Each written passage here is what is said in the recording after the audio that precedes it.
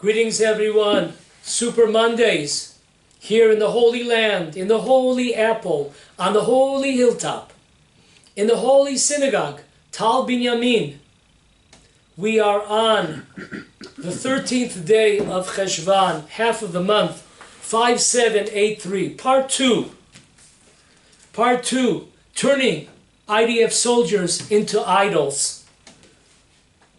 Last week, with God's help, and always God's help, only God's help, we spoke about a condemnation from center to right to left, all over in the army, in the political leaders, rabbis, you name them. A tsunami of condemnation against religious settlers in a protest, in a demonstration. The army accuses a couple of teenagers of pushing or hitting, shoving, perhaps pepper spray against a couple of soldiers. We spoke last week. Go back, you could look at it. We spoke about who the IDF is made up of. We spoke about ourselves. We are neutral when it comes to the army. We're not looking to bash the army, and there are a million and one good things that the army does, of course, and that goes without saying. And we explained many of these issues. Let's take it now. Let's keep on going. Okay, first, today, we're going to look into the laws of Torah regarding lifting up one's hand, hitting somebody, pushing another Jew.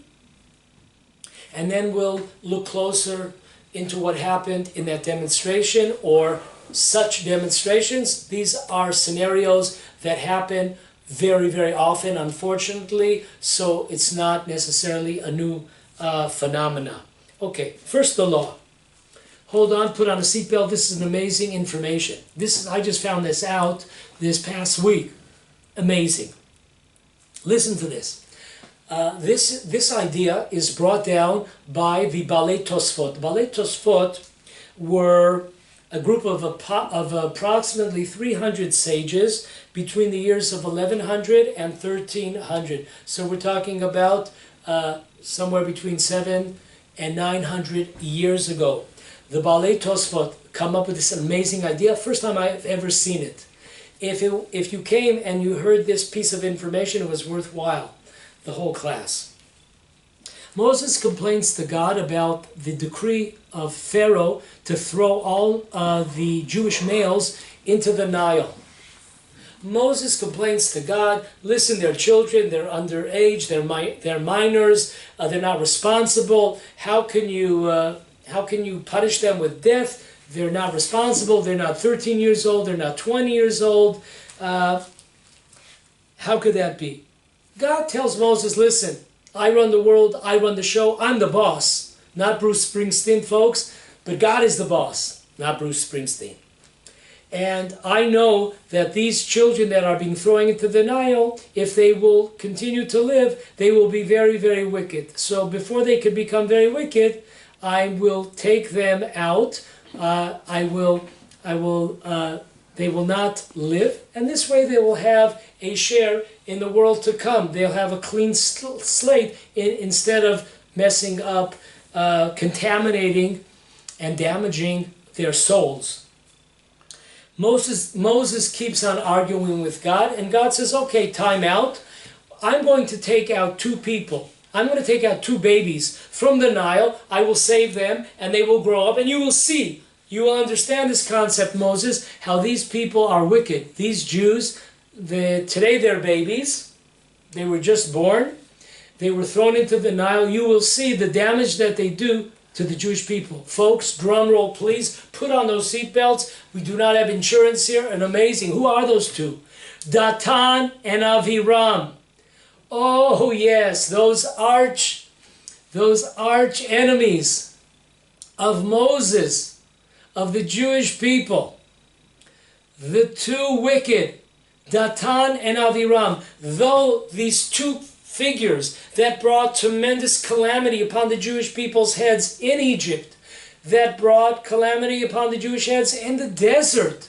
Kept on going. So God showed Moses, you know what we say, 1-1-0? God showed Moses exactly this concept. We see things, folks, in the world, and we think that we're more compassionate than God. The source of compassion is not us. The source of compassion is God. God knows. He's running the show. He knows what He's doing. When we see things, it's hard for us to understand because we don't see the entire picture. Imagine coming into a movie that's an hour long, and you come to the movie at the 55-minute mark. You don't understand anything. That's us. We come into the world, we don't see what was, what is, and what will be. That expression might be familiar to some of you out there. So this is an amazing thing, these two wicked people. Now folks, you know how wicked they are? Listen to this. Moses comes out when he's older, some say 20, some say he was 40 years old. Moses comes and he sees an Egyptian slave task beating up, hitting up on a Jewish slave. Moses comes to the rescue, you know, like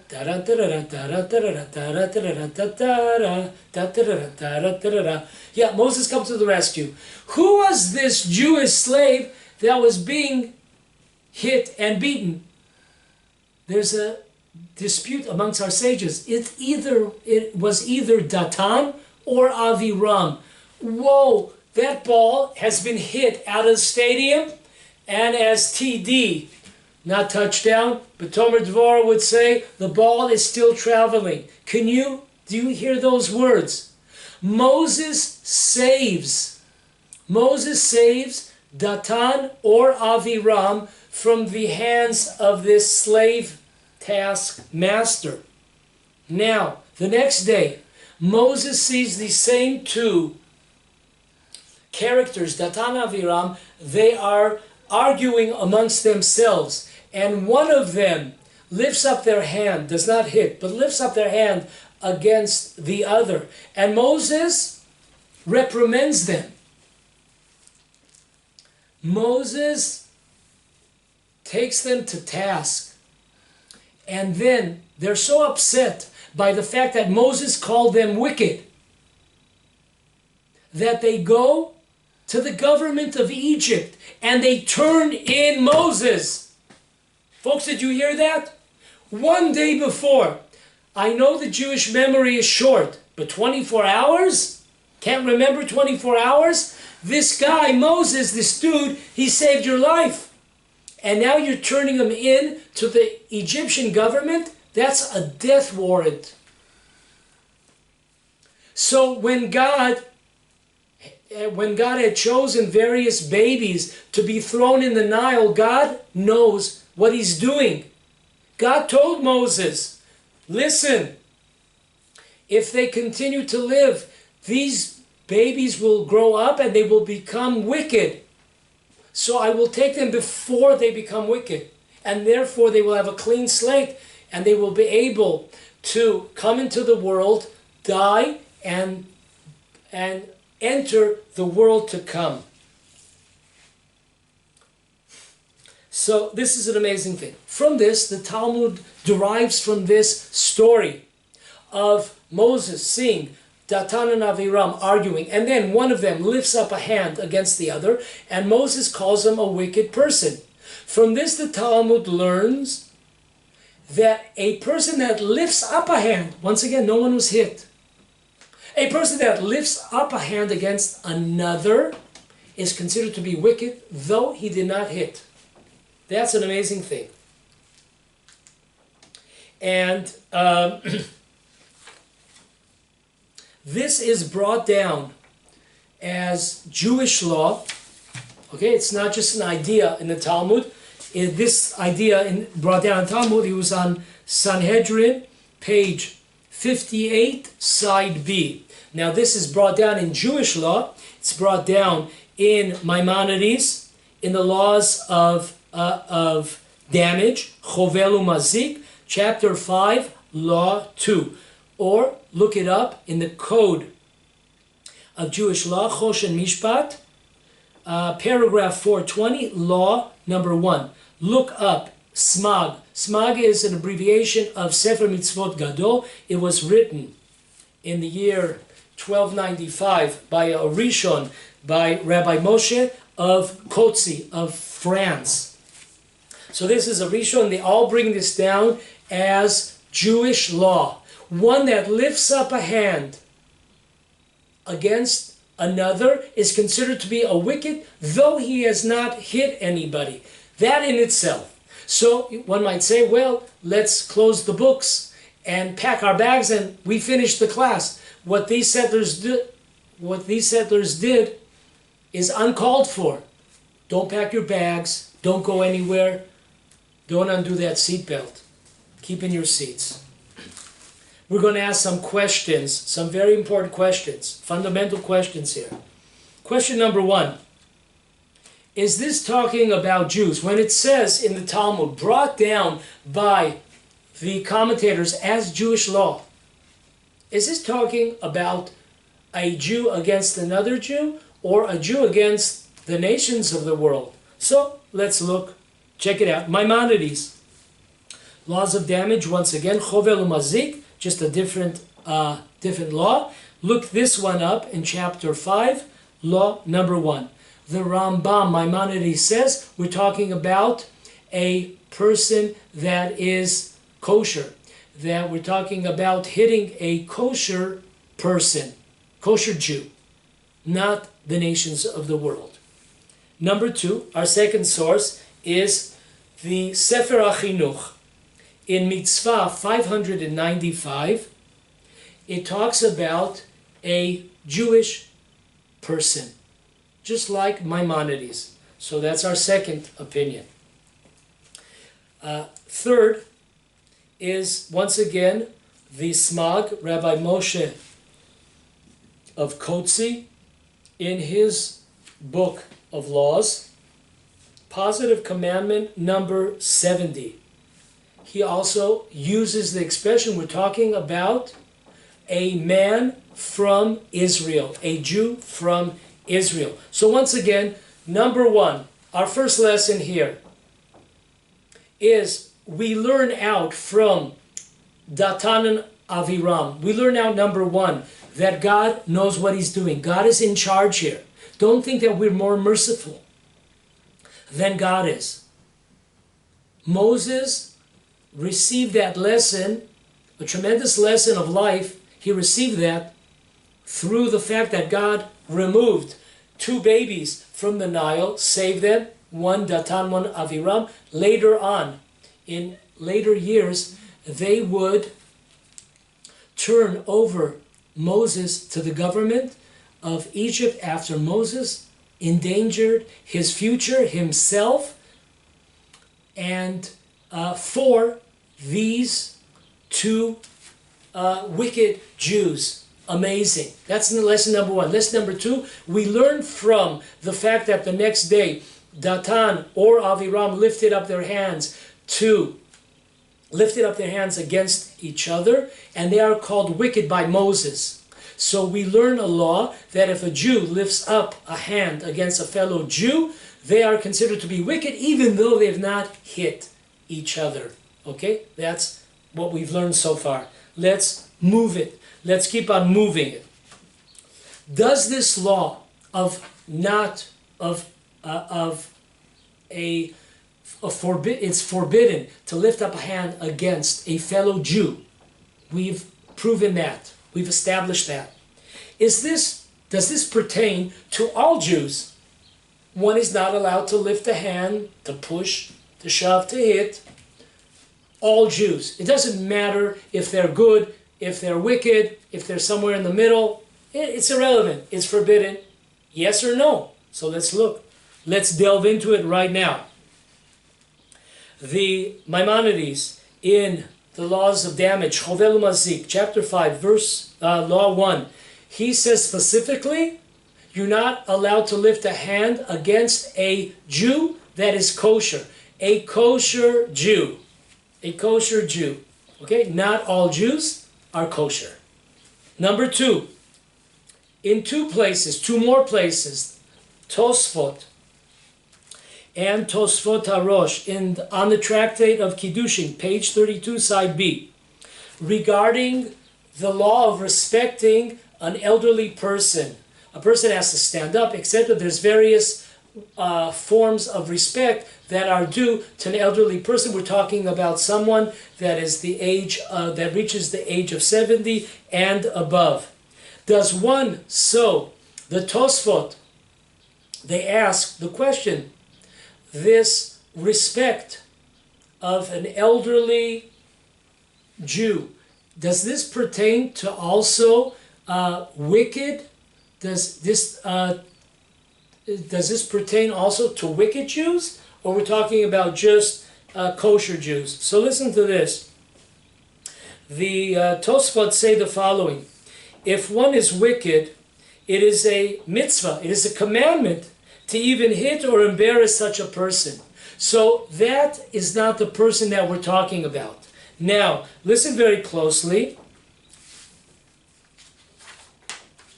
The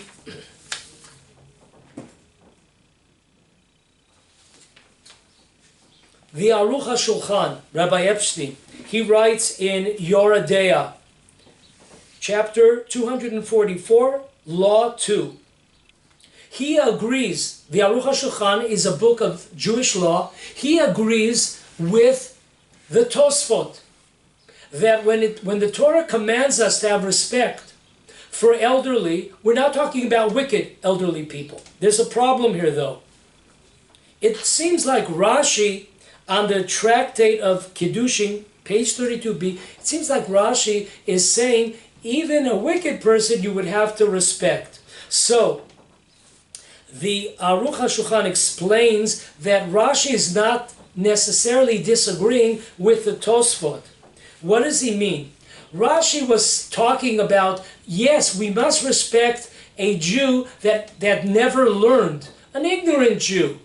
But of course Rashi would agree that if it's a person that is a transgressor, a sinner, out of principle, a person that is wicked, there is no obligation and is forbidden to respect. As the Tosfot says, you could hit and you can embarrass such people.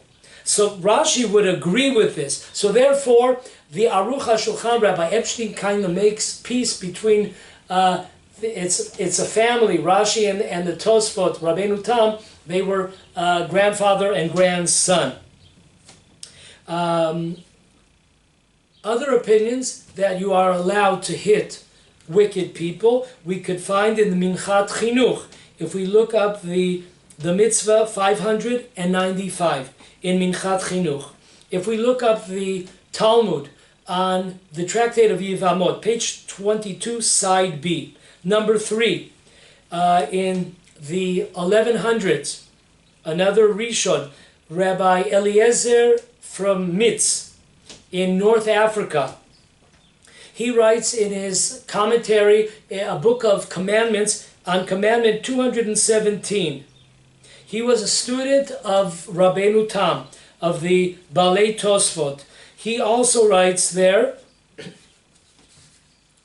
the following, I quote, somebody wicked, we are not commanded to love them. When the Torah talks about hitting or loving, we're not talking about these types of people.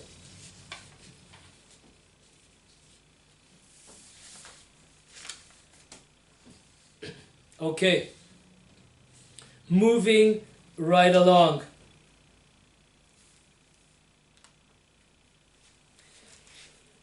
The laws of not lifting up one's hand against another Jew is learned out from the case of Datan v'Aviram. This is by the questions and answers by the Mabit. The Mabit was Rabbi Moshe Matrani. He lived in the year 1580. He writes in questions and answers in this 26th question. He bases this on the Midrash says in Shmot Rabbah, chapter 1, paragraph 34. It says, our sages tell us that both Datan and Aviram were wicked. Why does it tell us that? Why does it give us this information? This is to tell us why this is to teach us a lesson that wicked people are not allowed to hit each other. But a righteous Jew, a good Jew, would be able to hit a wicked Jew. That's the lesson that the Mabit learns. Because both men were wicked, it was forbidden for them, because they are not moral and ethical people. They are not allowed to, hit up each other. However, this does not apply for a righteous person against a wicked person. Straight out, black and white, in the questions and answers of the Mabit. This is also brought down in the Torah Tmima by Rabbi Epstein on Exodus chapter 2, verse 13, footnote 38. Also, look it up. You could find it based on the Talmud in Sanhedrin, page 85, sides A and B. This is in regards to hitting or cursing out a wicked Jew. Also look up Maimonides in the Laws of Mamrim on the chapter 5, Laws 11 or 12, depending on which Rambam that you have. Also, the Maharit. Maharit was the son of the Mabit. He was the son of, and he also has question and answer in part 2. Question 43 on Even Haezer. With this, the words begin, V'lefiha edut. Folks, we give you all the information, where the paragraph starts, and the sources, you got it all. Just, you could look it up. Everything we try to say, we back it up with sources. Check it out. Don't trust me, check it out yourself. So, the Maharit was the son of the Mabit. This was Rabbi Yosef, the son of Moshe Meitrani. And he lived in the year 1639. He also brings down this opinion that you're allowed to, a righteous person, a good Jew, would be allowed to hit a wicked Jew. Okay, so far we've seen, let's run it back and then go forward. Number 1, when we're talking about lifting up a hand against another person, we ask the question, is this talking about Jew versus Jew or Jew and a Gentile? We said this is talking about only Jew versus Jew. You're not even allowed to lift up a hand. How much more so you're not allowed to hit? Our second question was, we established that we're talking about Jews here. Number 2, are we talking about all Jews? We've established that not at all. That wicked Jews are not allowed to hit other wicked people. They don't have any moral high grounds to go out and hit anybody because they're evil. However, good Jews are allowed to go out and lift up their hands and hit evil people. That's what we've established so far. Now, let's break it down a little bit more, see more categories that a good Jew would be able to hit a fellow Jew, a wicked Jew. So, is one allowed to hit someone that's committing a sin? Once again, of course, we're talking about instances when you don't have a choice. If you can explain to a person, that goes without saying. I hope I don't have to say that. We're talking about a last ditch effort. This is your only choice. Are you allowed to or not? So if we look at the Rosh on the tractate of Bava Kama, chapter 3, paragraph 13, he says the following: if someone sees a person hitting another Jew, so one Jew is hitting another Jew and cannot save the victim unless he hits the perpetrator, it is permissible to do so as he is committing a sin. If you see somebody committing a sin, he's hitting up on another Jew. This Jew is innocent. Okay, you are allowed, if you have no other way of stopping it, you are allowed to hit the perpetrator in order to stop him. because this is the law. If you see a Jew that's about to go and perform a sin, you must stop them. You must try to convince them. It's, of course, the best way is to convince them through argument, through proof, through showing them different sources. Of course, goes without saying, if you can calm them down in other ways, whatever way might be. But your last-ditch effort, yes, you are allowed, in order to stop them from committing a transgression, you are allowed to hit them. This above law that I read in the name of the Rosh is also brought down in the Code of Jewish Law, in Choshen Mishpat, chapter 4:21, Law 3. Also by the Rabbi Shlomo Luria, author of the famous Yam Shel Shlomo, lived in the late 1500s, 1573. He brings this down as law in Bava Kama, chapter 6, paragraph 9. Okay, so moving it on a different category. Let's say, a different scenario, let's say a Jew is hitting you. Are you allowed to hit a Jew back, or are you considered to be wicked because you lifted up your hand against a fellow Jew? You are under attack by a Jew. Are you allowed to defend yourself and hit? That's the question here. Okay. Code of Jewish Law, Choshen Mishpat, chapter 421, Law 13, in the Ramah. Check it out. The Sma, Sefer Mirat Einayim. This was written by Rabbi Yoshua Valk Katz in the year 1614. In his commentary on Jewish law, he's one of those commentators on the Code of Jewish Law, he writes the following. It is permissible to hit the attacker even if he has stopped hitting, as one doesn't know what could happen in the near future. This is very interesting. You're being attacked by another Jew. You are allowed not only to defend yourself and hit that other Jew to get him off you, but even if he stopped hitting you, you can continue hitting him because you don't know in a few seconds, maybe he's going to get his strength, maybe he's going to pull out that spinach. Da da da da da da. How does that music go? Da da da da da da da da da da da da da. Hi, Popeye the Sailor Man. Yes, he might pull out that spinach, or he might pull out the Rocky music. Dun dun da da dun da da dun dun da. No extra charge. Dun dun da da dun da da dun dun da. Dun da da dun da dun da dun. Okay.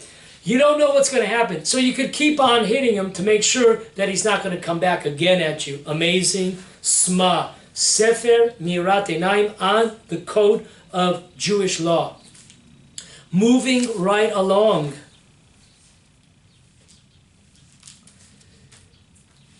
A different case. Is one allowed in certain circumstances to take the law into their own hands? Based on the tractate of Bava Kama, page 27, side B. One is allowed to take the law into their own hands even when there is no loss involved. Even if one needs to hit another Jew to stop them. Amazing. Once again, taking the law into one's own hands. We will give an example, so hold your horses, and it will be clarified. Okay, let's give the example. What does it mean you're allowed to take the law into your own hands, even if there's no loss involved to the victim, and even you are allowed to even hit another person in order to stop them? An example that is given, let's say that a person comes onto your property and you ask them and you plead with them and you threaten perhaps to call the police, and nothing is, the person is still staying on your property, refuses to leave. It is permitted to hit him in order to force him to leave. This is brought down as law in Yam Shel Shlomo, in the Tractate of Bava Kama, 3rd chapter, Law 9. Once again, a person under certain circumstances where you cannot receive any assistance from law authorities or whatever, and somebody, even though there's no loss, when somebody's on your property, you don't know if there's going to be a loss. Maybe he just wants to, sit down on the steps just to take a rest. He's not causing one loss. But you've tried everything to get that person off of your property and you have no other outlet, you are allowed to take that person, and if so, you are allowed to punch them, to beat them up in order to get them off of your property. Another scenario where a Jew is allowed to hit a transgressor. Once again, we're talking about cases where people are in the wrong. They're hitting other fellow Jews. They're hitting they're hitting us up, or they're causing us all kinds of either some losses. Sometimes it doesn't even have to be a loss. They're just causing us pain, sorrow. Another case. Is it permissible to hit someone who's you want to stop someone from committing a sin? Are you allowed to go out and hit them? This is based on Bava Kama, page 25, side A. For example, a master does not want to free a slave after 50 years during the Jubilee year. Even if a slave wanted to stay, he's only allowed to stay up to the 50th year. It comes the 50th year, and the master is not willing to free the slave.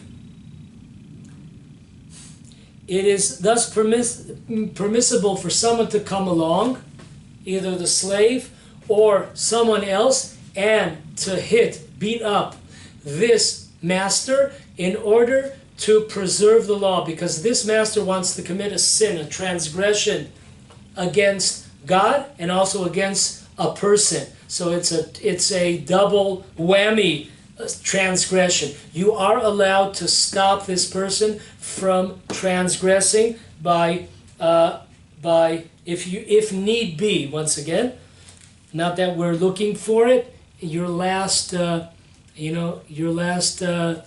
opportunity, your last choice here. Okay, so we see many instances so far when we are allowed to not only lift up our hands, but we're allowed to attack, we're allowed to hit fellow Jews. If fellow Jews are acting in a wicked manner, or they themselves are wicked on a daily manner, we are allowed to go out and hit such people. The Talmud was not talking about these types of situations where lifting up a hand is considered to be you're a wicked person by lifting up your hands. This is talking about kosher, kosher Jews. You're not allowed to do such a thing. Between kosher Jews, you're not allowed to lift up your hand. But if we're talking about a kosher Jew against somebody that's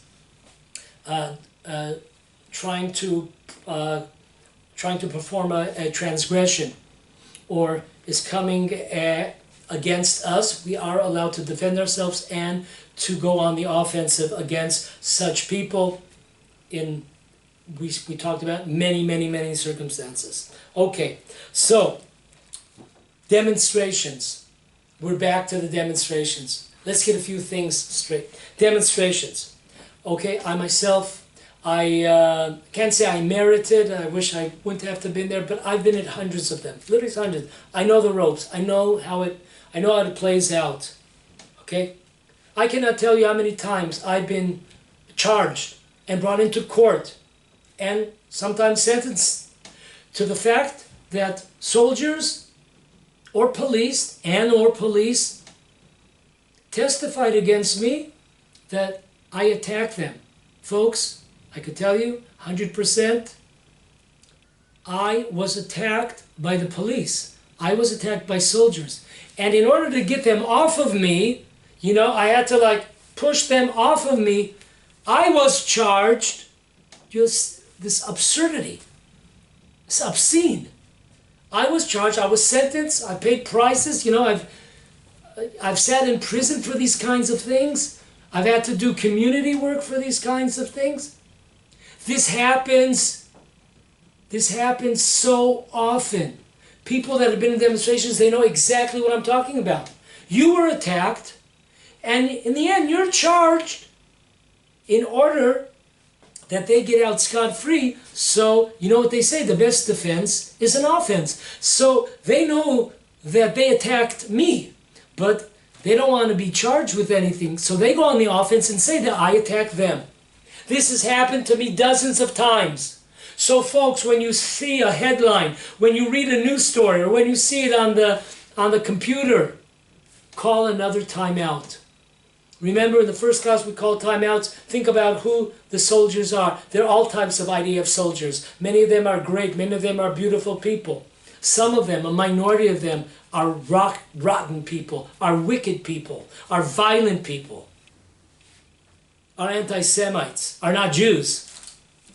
So remember all of these details. Do not judge these religious demonstrators who their lives, their families, their parents, children are endangered every day, every traveling, every time one gets in a car, every time in your settlement. Our lives have been allowed by the government, by the army. Our lives, our Jewish blood is cheap. Our lives have been put up for sale. We've been endangered by the government and by the army. Next, many scenarios at demonstrations are the following. You're at a demonstration and you see soldiers or police against demonstrators acting extremely violent against women, sometimes kids, sometimes regular men, whatever it might be. You saw the scenario, and you see violent soldiers and violent police attacking demonstrators that maybe said something, maybe were photographing. Amazing, and they're attacked. And you come, like we learned that if you see a Jew being attacked, you're allowed to intervene. And you're allowed to hit that person until he stops hitting. So this is a scenario that happens all the time in demonstrations. So call that time out. Do not judge. Do not judge these holy Jews fighting for their lives.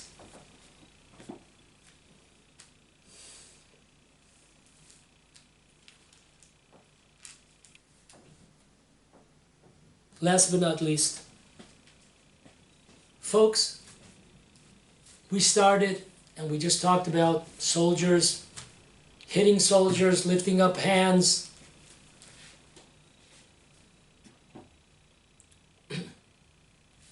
I have an article, someone who was at various demonstrations. This is what he has to say. Listen, understand the background, understand the details here. Don't be like disgusting.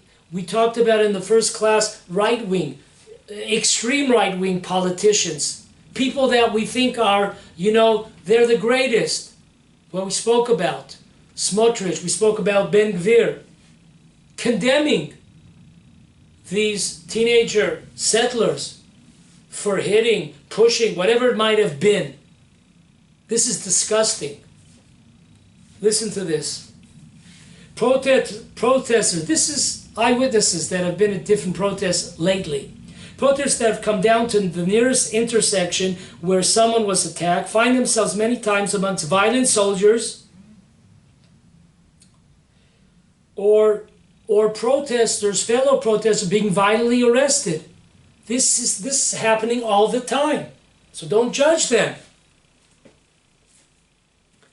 Their protesters are coming down, they're taking their time. They're endangering themselves because we said the roads are dangerous. And they're putting themselves on the line. And what do they come up against?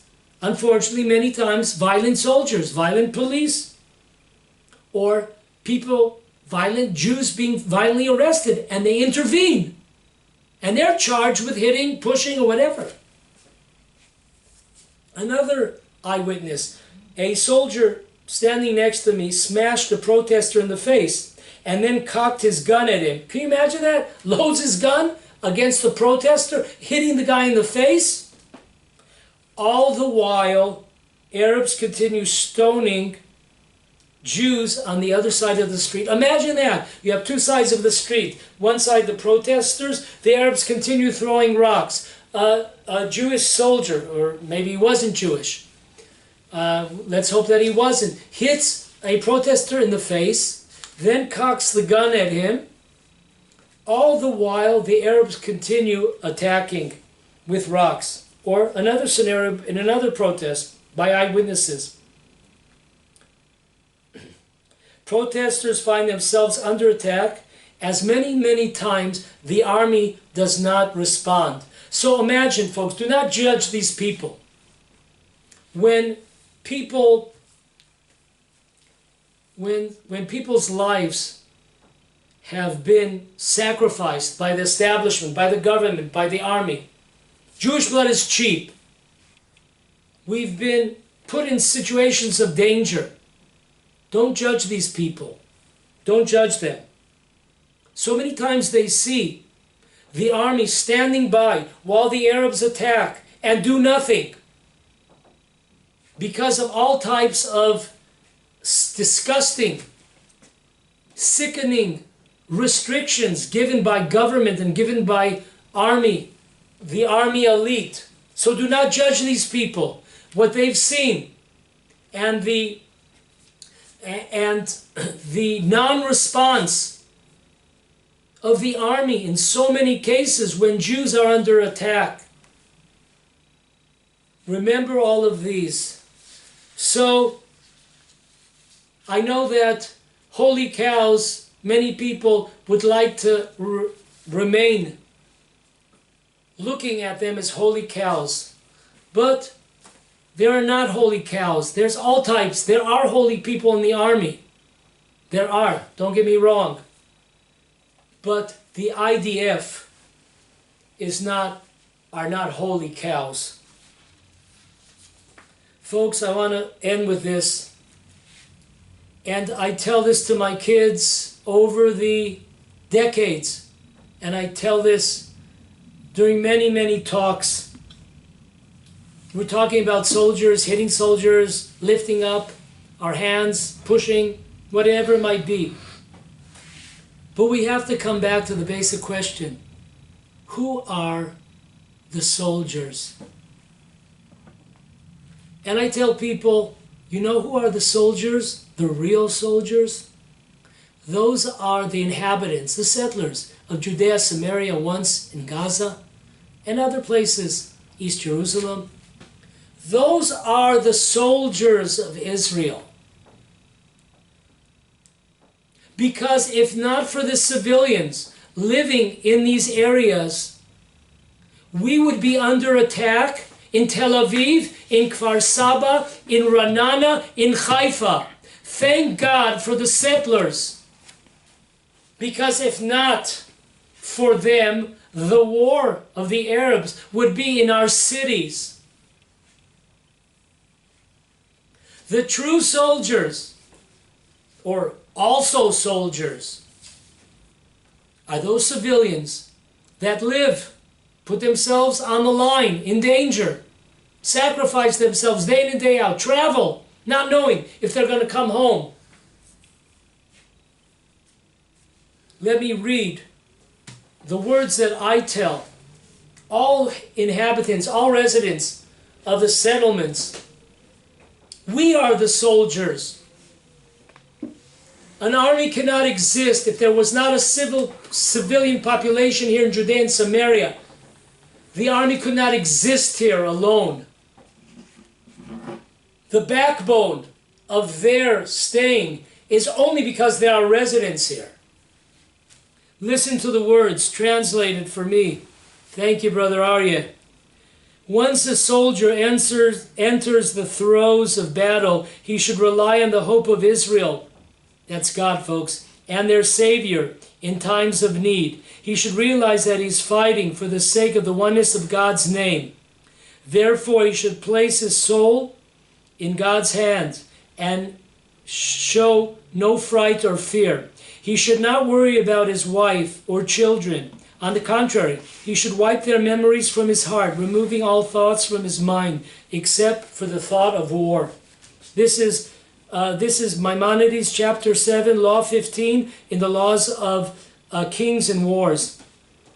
Anyone who begins to feel anxious and worried in the midst of battle, and he frightens himself, violates a negative commandment. As it is written in Deuteronomy 23, do not be faint-hearted, do not be afraid, do not panic, do not break ranks before them. Furthermore, he is responsible, this person who's frightened himself, who's afraid, he is responsible for the blood of the entire Jewish nation. If he is not a valiant soldier, if he does not wage war with all his heart and all his soul, it is considered as if he shed the blood of the entire Jewish people. That's why the Torah says, let him go home. Deuteronomy 28. Lest he demoralizes the hearts of his brethren like his own.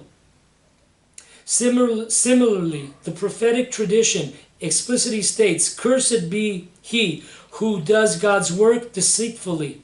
Cursed be he who withholds his sword from blood.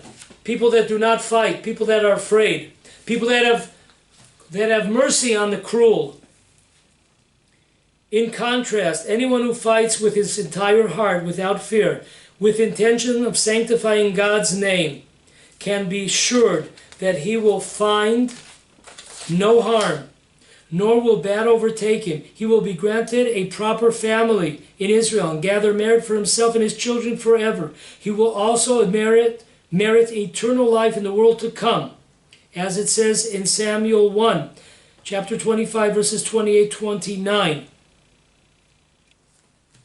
Folks, I tell my kids, they grow up on this. Every time that you travel, every time that you're living here, every second that you're living here, you are the soldiers, you are the true IDF. When you travel, don't you be frightened. When you have an opportunity to travel, travel. Do not be frightened, because if we stop traveling, the Arabs are victorious and they're on to the next battle. The Chazon Ish, the great Chazon Ish, was asked in the early 50s by someone who lived on then the border of Israel, should I move because of the danger of living on the border? The Chazon Ish said an amazing line, remember this all your life. The Chazon Ish responded, wherever you move to, the border moves to. So I tell my kids, you're the soldiers, never be afraid. When you travel, remember, you are traveling, you are the soldiers of Israel. You are the representatives of God, of Hashem. Do not be frightened by the Arabs. Go with those thoughts, and we will, God willing, be victorious. So next time, folks, remember, when you see a screaming headline, you must check it out, and remember these words of these past two classes. Sometimes we must break the holy cows.